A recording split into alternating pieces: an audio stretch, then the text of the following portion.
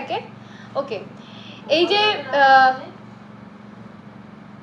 মেডিসিনটা, এটা মেনলি আমরা ফোকাস করছি ফ্যাটি লিভারের ক্ষেত্রে, বা যাদের লিভারের ইস্যু আছে সেক্ষেত্রে আমরা এটা দেব। যদি কারো লিভারের ইস্যু না খায়, হাসি এমনি খায়, ওয়েট রিডিউস অসুবিধা হবে, অসুবিধা হবে বলতে দিন না।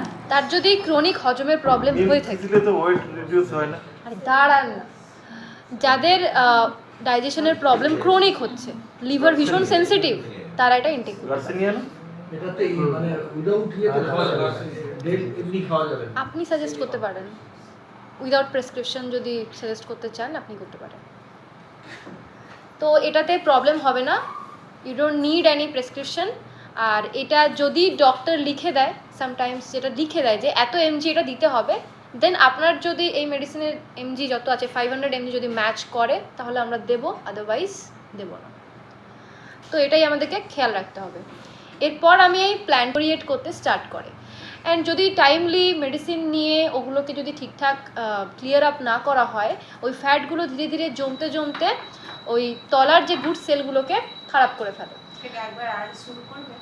হ্যাঁ, ওজন একবার শুরু করবে? ওকে, লিভার একটা এমন একটা অর্গান যেটা আমাদের অ্যাডাল্ট বডিতে 1 থেকে 1.5 কেজি মতন ওয়েট হয়। এই লিভার অর্গানটার একটা স্পেশাল পাওয়ার আছে, সেটা হচ্ছে এ নিজেকে নিজে রিজেনারেট করতে পারে।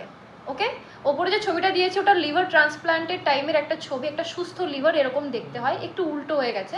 তো এই লিভারটা একটা সুস্থ লিভার, কিন্তু যখন আমরা এক্সেস ব্যাড ফ্যাট যুক্ত যে খাবারগুলো আমরা খাই, জাঙ্ক ফুড, বাইরের খাবার আমরা খেতে থাকি, তখন কি হয় যে এক্সেস ফ্যাটগুলো থাকে, অয়েলগুলো থাকে, সেগুলো লিভারের ওপর সামটাইমস জমে যায়। আর জমে যাওয়ার ফলে কি হয়, ওর যে গুড সেলটা থাকে, ওপরে যে লেয়ার থাকে, সেটা ধীরে ধীরে ডিটোরিয়েট করতে স্টার্ট করে, অ্যান্ড এই সিচুয়েশনটা ধীরে ধীরে এমন দিকে এগিয়ে যায় সেটা লিভার সিরোসিসও হতে পারে।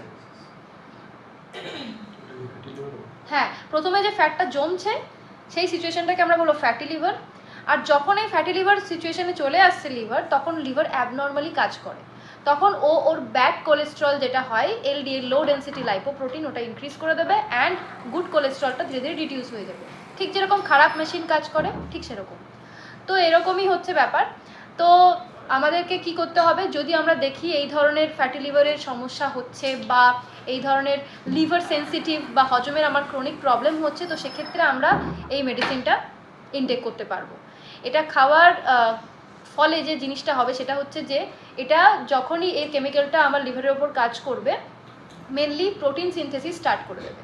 প্রোটিন সিনথেসিস স্টার্ট করলে কি হবে, আমার লিভারের যতটা পোর্শন এটা আর কি নষ্ট হয়ে গেছে, তো সেটাকে আবার রিজেনারেট, নতুন সেল তৈরি করে সেটাকে রিজেনারেট করে দিতে হেল্প করবে, অ্যান্ড ওর ওপরে থাকা যে এক্সেস ফ্যাটগুলো সেগুলো রিডিউস করতে হেল্প করবে।